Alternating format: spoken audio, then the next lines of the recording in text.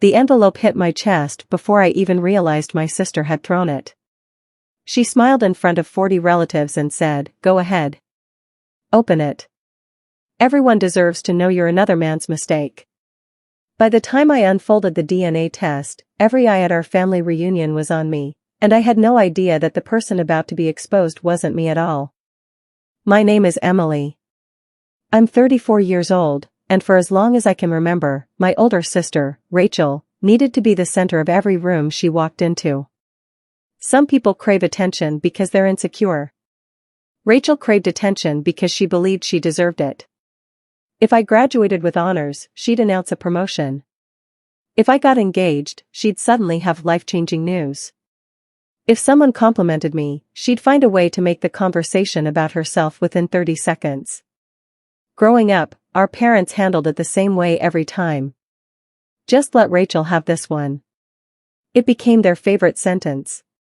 Birthdays, graduations, holidays. Every milestone somehow belonged to Rachel. When I was 16, I won a statewide art competition. My parents promised we'd celebrate with dinner. Halfway through the meal, Rachel stood up, tapped her glass, and announced she'd been accepted to a modeling agency. Everyone applauded. Nobody even remembered why we'd gone to dinner. On the drive home, Mom smiled at me through the rearview mirror. I know tonight wasn't ideal. But Rachel gets emotional if she feels overlooked. I stared out the window. What about me? Nobody answered. That silence followed me into adulthood. The only person who always made me feel seen was Dad. He never compared us. Never chose favorites. He framed my paintings. Showed them to neighbors. Called me every Sunday just to ask how I was doing. Sometimes Mom joked that I was Daddy's girl. Rachel hated that. She'd roll her eyes whenever Dad complimented me. "Oh please. Emily isn't perfect." Dad would calmly reply. "I never said she was. I just said I'm proud of her." Looking back, those tiny moments mattered more than I realized. 5 years ago, Dad passed away after a sudden heart attack. Losing him felt like someone had pulled the foundation out from under my life. The funeral was heartbreaking. Rachel cried louder than anyone. She gave a long speech about how close they were. I stood quietly beside his casket wondering why the man who called me every Sunday never once mentioned that speech she'd described. After the funeral, Mom changed. She leaned on Rachel for everything. Rachel began managing her finances, scheduling appointments, speaking on her behalf. At first, I thought she was simply helping. Then I started noticing something strange. Whenever I visited Mom alone, she'd seem relaxed. The second Rachel walked in, Mom became nervous. She stopped speaking freely. It was subtle, but I noticed. Whenever I asked Mom if everything was okay, she'd quickly smile. Of course. Rachel would immediately answer for her. "Mom's just tired." Every conversation ended there. About a year later, Mom announced our annual family reunion. Everyone would be there. Uncles, aunts, cousins, even relatives flying in from 3 different states. Rachel volunteered to organize everything. Of course she did. She loved having an audience. The reunion took place at our grandparents' old farmhouse. Nearly 50 relatives filled the backyard. Kids ran across the grass. Music played softly. People laughed around picnic tables. For a little while, it actually felt nice. Then Rachel walked over carrying a large white envelope. She smiled in that familiar way that always made my stomach tighten. "I have a surprise." Several relatives gathered around. My cousin laughed. "What is it?" Rachel looked directly at me. "This is for Emily." She tossed the envelope across the table. It slid to a stop in front of me. I frowned. "What is this?" "Open it." Her voice sounded almost excited. "I'd rather not." "Oh, come on. Everyone should hear this. The conversation around us slowly faded. People started watching. Mom looked uncomfortable. Rachel. Maybe this isn't the time. Rachel ignored her. Open it. Against my better judgment. I did. Inside was a DNA report. Across the top were my name, Dad's name, and one sentence highlighted in yellow. Probability of paternity, 0%. For a second, the entire world went silent. I couldn't breathe. Someone whispered. What? Rachel folded her arms. I guess the truth finally came out. She looked around dramatically. Our sweet Emily isn't even Dad's real daughter. Then she smiled directly at me. Looks like you're another man's mistake. Several relatives gasped. Someone dropped a glass. I stared at the paper. My hands were shaking. This can't be right. Rachel shrugged. I paid for the test. Science doesn't lie. I looked at Mom. She had gone completely pale. Mom? She didn't answer. Instead, she quietly sat down. I rushed toward her. Mom. Please tell me what's happening. Tears filled her eyes. Rachel laughed. Oh, don't act surprised.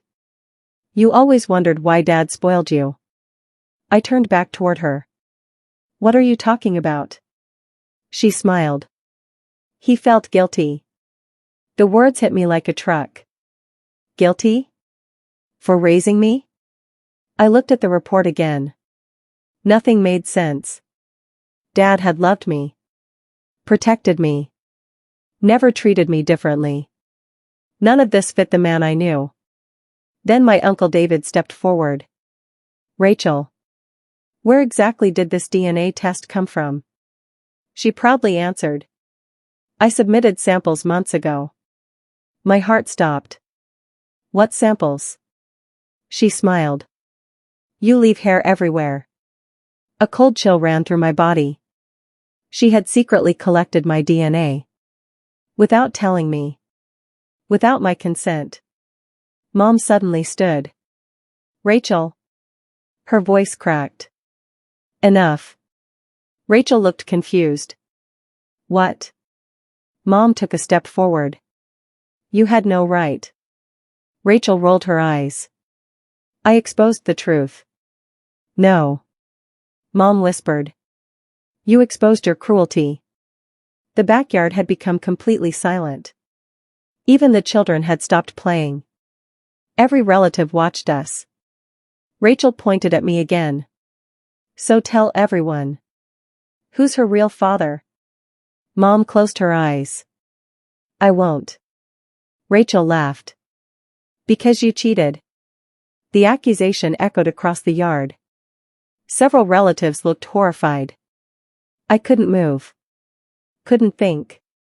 Couldn't even process what I was hearing. Then something unexpected happened. My Aunt Linda slowly reached over and took the report from my hands. She adjusted her glasses. Read every page carefully. Then frowned. Rachel. This report doesn't look complete. Rachel's smile faded slightly. What do you mean? Aunt Linda flipped another page. There's information missing. Rachel reached for the papers. They're fine. But Aunt Linda didn't let go. Instead, she looked directly at me. Emily. Has anyone ever confirmed where this report came from? I blinked. No. Rachel interrupted. I ordered it from a certified lab. Aunt Linda quietly asked. Then why isn't the laboratory's verification page attached? For the first time all afternoon. Rachel looked nervous. Only for a second. But I saw it. So did everyone else. She quickly grabbed the paperwork back. It doesn't matter. The result is obvious. Maybe. Or maybe not. Because standing at the edge of the crowd watching everything unfold with a strange expression on his face, was Mr. Howard, Dad's oldest friend. A retired family attorney who had known my parents for over 40 years. He slowly walked toward me, looked at the papers, then looked at my mother. Finally, he asked one quiet question. "Margaret, did Richard ever tell Emily about the letter?" Mom's face lost every bit of color. "Letter?" I stared at both of them. "What letter?" Neither of them answered. But in that moment, I realized something. Whether the DNA report was real or completely fake, my father had apparently left behind a secret. One that even my sister hadn't expected. And judging by the fear suddenly replacing Rachel's confidence, that secret wasn't about me. It was about to destroy the story she'd worked so hard to create. The entire backyard stayed silent after Mr. Howard asked that one question. "Margaret, did Richard ever tell Emily about the letter?" My mother's lips trembled. "No." It was barely a whisper. Rachel looked from Mom to Mr. Howard, completely confused. "What letter?" Nobody answered her. For the first time in my life, my sister wasn't controlling the conversation. She hated that. I looked at Mom. I deserved to know. Tears rolled down her cheeks. "I know." Mr. Howard gently placed a hand on my shoulder. "Emily, your father left something with me." Rachel immediately stepped forward. "If this is about the DNA test, then it doesn't matter." Mr. Howard calmly looked at her. "It matters more than you realize." She folded her arms. "So where is this magical letter?" "In my office." He looked at me. "Richard instructed me to give it to you only if your parentage was ever questioned publicly." A cold chill ran through my body. Dad had expected this? How? Rachel laughed nervously. "This is ridiculous. I've already proven she's not Dad's daughter." Mr. Howard didn't even look at her. Instead, he quietly said, "I wouldn't celebrate yet." That was the first time I saw genuine fear flash across Rachel's face. The family reunion ended early. Nobody wanted to eat. Nobody wanted dessert. Small groups whispered to each other while watching my sister. For years Rachel had always been the confident one. Now people looked at her differently. The next morning, Mom and I drove to Mr. Howard's office together. The entire ride was silent. Finally I asked, "Did Dad know?"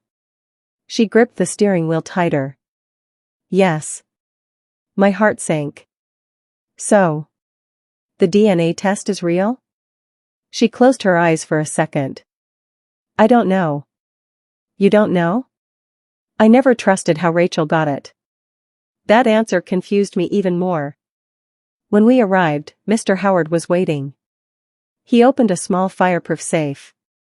Inside was a sealed envelope with my father's handwriting. Across the front it read, "For Emily. Only if anyone ever questions that I am her father." I couldn't stop crying before I even opened it. Dad's handwriting looked exactly the way I remembered. Strong. Neat. Comforting. Inside was a 6-page letter. The first sentence stole my breath. "Emily. If you're reading this, then someone has tried to reduce our relationship to biology." My vision blurred. I kept reading. "I have never cared what any test says. I chose to be your father every single day." I covered my mouth. Dad continued. "A father is not the man whose DNA created a child.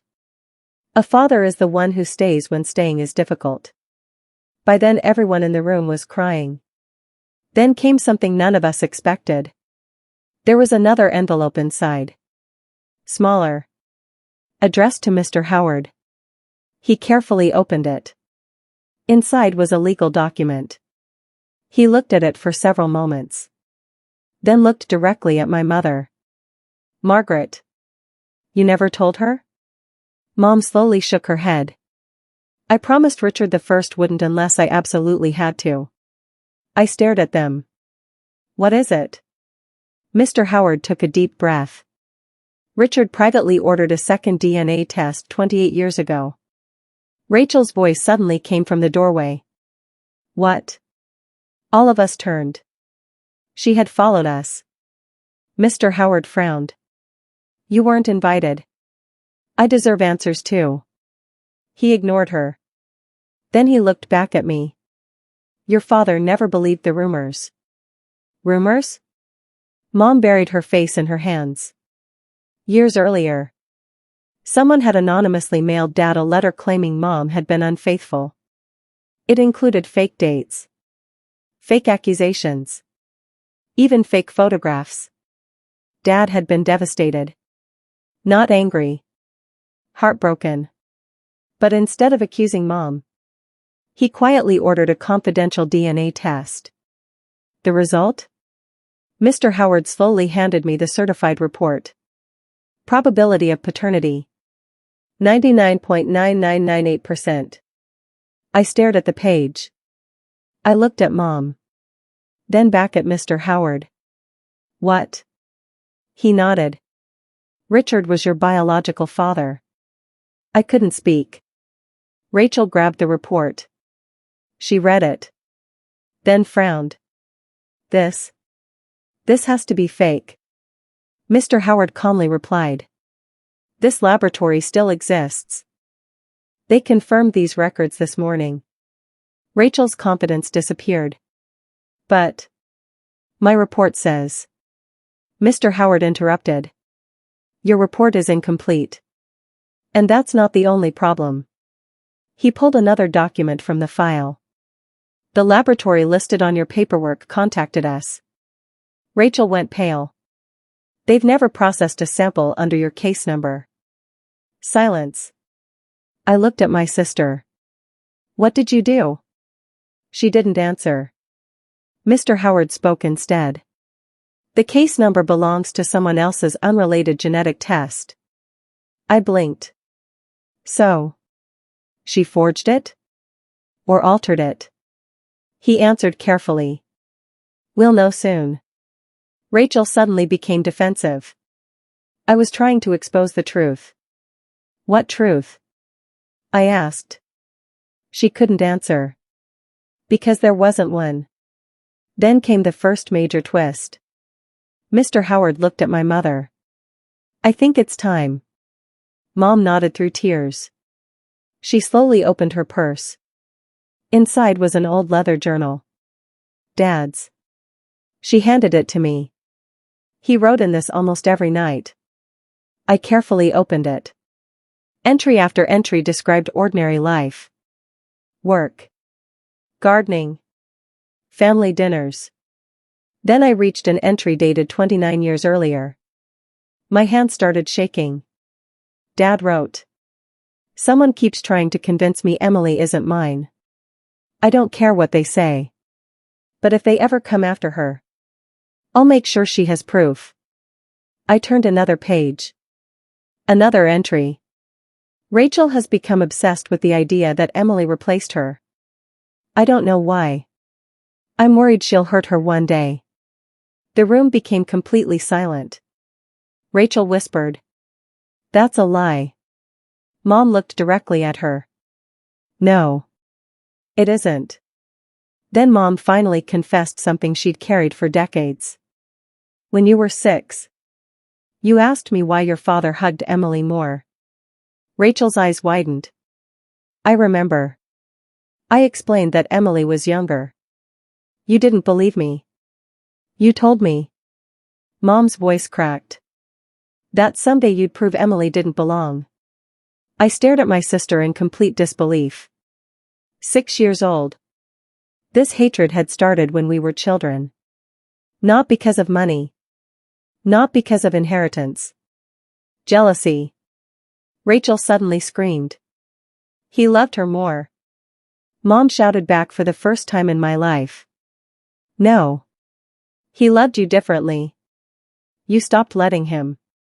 Rachel burst into tears. Everything she'd built during the reunion was collapsing.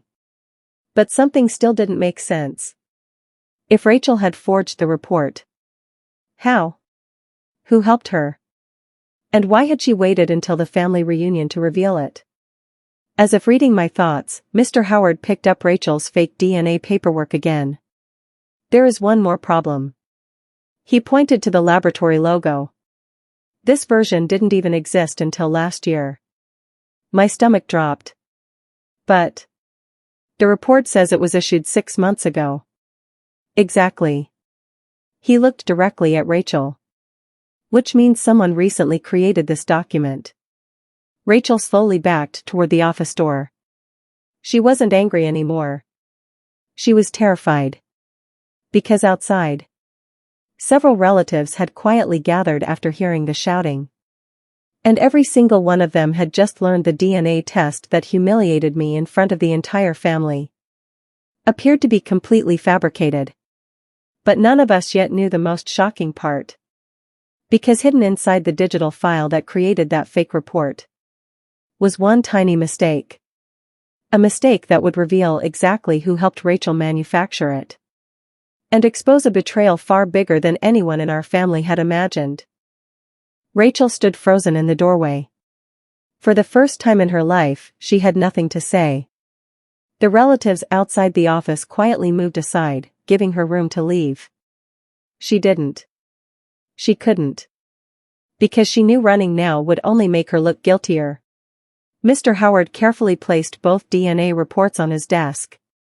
The certified report your father ordered almost 30 years ago establishes that Richard was Emily's biological father.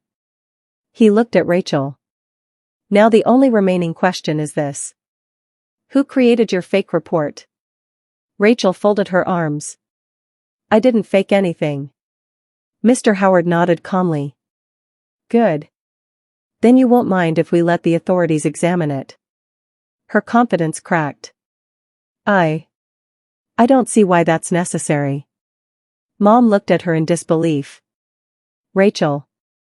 If you truly believed you were telling the truth, you wouldn't be afraid.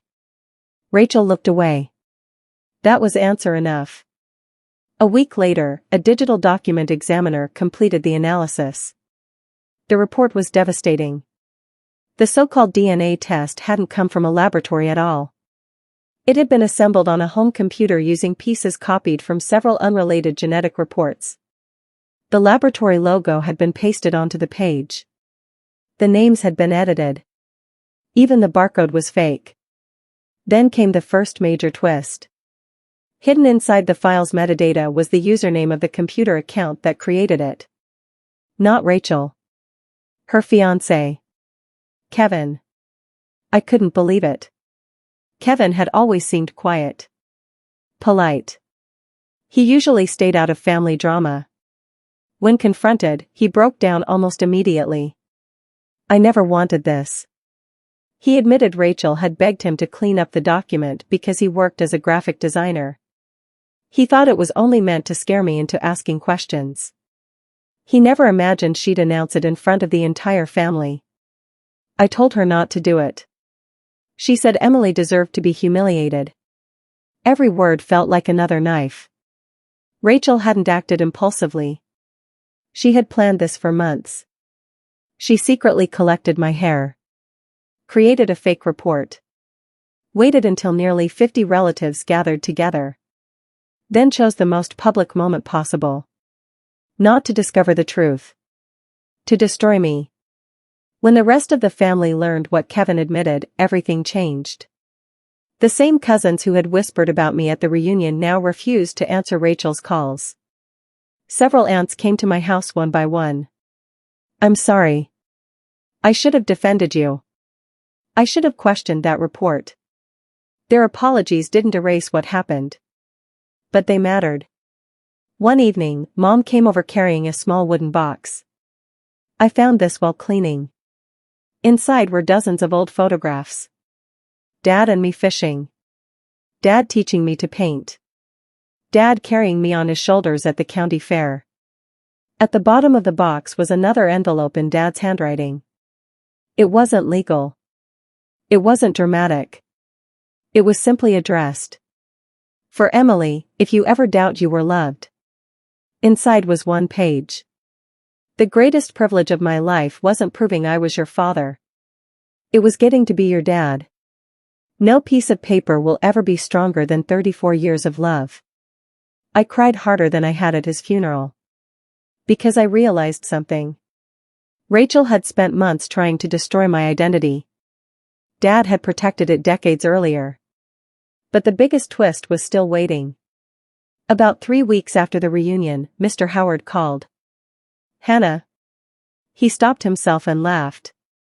Sorry. Emily. You need to come in. When I arrived, he placed another folder on his desk.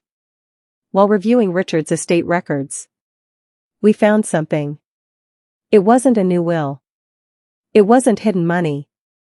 It was a letter addressed to both daughters. Dad had intended for it to be read only after Mom's passing. Because of everything that had happened, Mom agreed we should read it now. Mr. Howard unfolded the letter. Dad wrote. My girls. If you're reading this together, then I hope you've found your way back to each other. Love isn't something you divide. The more you give, the more it grows. I always feared one of you believed loving your sister meant losing me. That was never true. Mom began sobbing. She whispered. I failed both of you. She looked at Rachel. I kept telling Emily to stay quiet. Then she looked at me. And I kept excusing behavior that should have been stopped years ago. Rachel cried too. But they were different tears. Not tears of being caught. Tears of finally understanding. She looked at me. I hated you. I know. I thought Dad loved you more. He loved us both. She nodded. I know that now. Then she admitted something I never expected. When she was 8 years old, she'd accidentally overheard neighbors gossiping about the old anonymous rumor that Dad wasn't my biological father. She never forgot it. Instead of asking questions, she built her entire identity around proving it. Every success I had became evidence in her mind that I had stolen something from her. Years of jealousy turned into obsession. Obsession turned into cruelty. Cruelty finally became fraud. Kevin ended their engagement a month later. I can't marry someone willing to destroy her own sister. Rachel moved into a small apartment. She started therapy. Whether she'd truly changed, I honestly didn't know. Healing isn't instant. Trust certainly isn't. Months passed. Life slowly became peaceful again. One Saturday morning, I visited Dad's grave carrying fresh white lilies. I sat there for almost an hour. Not talking. Just thinking. Finally I smiled. You won. A breeze moved gently through the trees. I laughed through my tears. She couldn't take you away from me. Because that was the truth. Rachel had tried to prove I wasn't Richard's daughter. Instead, she proved exactly the opposite. Not through DNA. Through the way he'd prepared for me. The way he'd protected me. The letters he wrote. The evidence he preserved. The love he left behind. Sometimes people ask whether I hate my sister. I don't. Hatred is exhausting. What I feel is sadness. Sadness for the little girl who believed love was a competition. Sadness for the woman who spent decades chasing proof that never existed. As for me, I framed Dad's handwritten letter. Not the DNA test. The letter. It hangs in my office where I see it every morning. Whenever life becomes difficult, I read one sentence again. A father is not the man whose DNA created a child. A father is the one who chooses you every single day. Ironically, Rachel wanted to expose me as another man's mistake. Instead, she exposed herself as the only person willing to manufacture a lie to destroy her own family.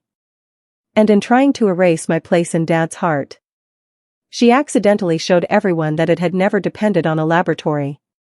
It had always been written in every sacrifice he made, every hug he gave, every Sunday phone call he never missed, and every letter he carefully left behind. No fake DNA test could ever rewrite that truth.